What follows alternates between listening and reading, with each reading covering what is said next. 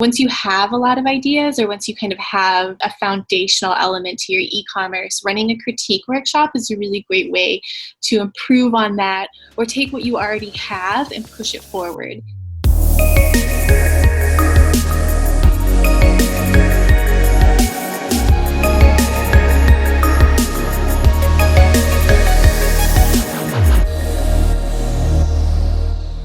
Let's move over to the critique, because I think that some of the ideas that you sort of started to present about, like, sort of sparking this magic and finding ways to, interact with your customers. Like, once you have a lot of ideas, or once you kind of have a foundational element to your e-commerce, running a critique workshop is a really great way to improve on that or take what you already have and push it forward.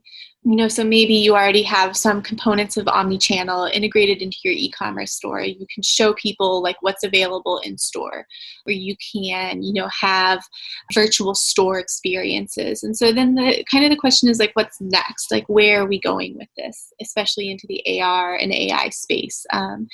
How can we help our customers feel more comfortable in moving through the purchasing experience? Critique workshops are really great for that kind of approach to figuring out what's next. And oftentimes you might want to combine this with another type of workshop. So we can kind of pull from some of the critique elements of, like everybody, like a black hat session where everybody has like kind of a perspective that they're viewing the site through. And then when they come to the workshop, they're there to represent that particular perspective, or doing like a balanced scorecard. So you're kind of looking at, how are we leveling up with our competition? Where are other people moving forward?